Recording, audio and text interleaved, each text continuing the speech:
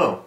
In this video installment, I'm going to give you a short reading of a reflection that I have in Chapter 5. Chapter 5 focuses on the guest and how the experience that you develop in terms of the guest in mind can create a more effective and believable and authentic space.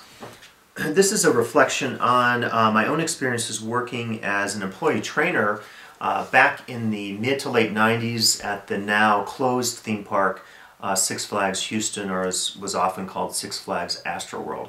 And in this reflection I try to talk about how my unique experiences working as a theme park trainer allowed me really to develop opportunities to think more carefully about design issues in theme spaces and in theme parks. I've had a lot of experiences in the spaces that are considered in this book. As a cultural anthropologist, I am somewhat unique since I don't really study traditional cultures.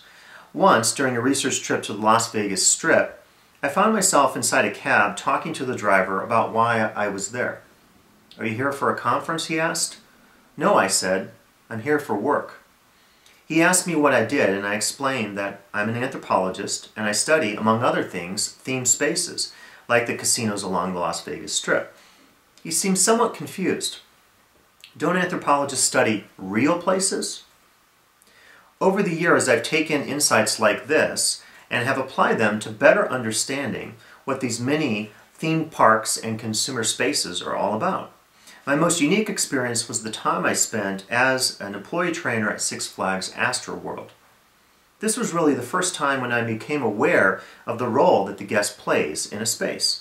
Up until that point, I'd only been a guest at Six Flags, Disney, and other theme parks. But when I got the job at Astroworld, I was transformed. I began to think of the person who visited the theme park as an entirely different creature. One of my first jobs at the theme park was to learn all of the positions. This involved cross-training in departments like parking, operations, human resources, and guest services. It was unique because I was able to see every facet of how a guest relates to a theme park. I interviewed potential new employees, I dealt with upset guests trying to park their cars, and I got to see the same upset guests in guest relations. Once I settled into my everyday job at training, I realized how challenging the job would be. We hired people from every walk of life, and thus we had to think about making sure that every employee was able to connect with guests in a way that would still sell the Astroworld and the Six Flags theme park experience. Employees took on what a sociologist called emotional labor, which meant that they had to act professional with guests and meet their needs, all the while keeping their own personal needs fulfilled. In the training seminars that I helped lead, I became accustomed with all of the lingo that we now take for granted. The guest experience, service first, the gold standard, and all the other variations. In our seminars, we asked all employees to do role-playing activities that were geared at helping them better relate with guests. Some employees could never quite step into the role of a guest-focused service employee because it was so demanding in many, many ways.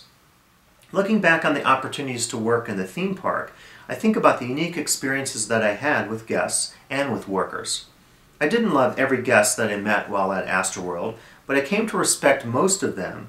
And because so many of the Houston locals had worked hard to save up the money to take their families to Astroworld, I gained a sense of appreciation of why they should matter so much as guests in our world.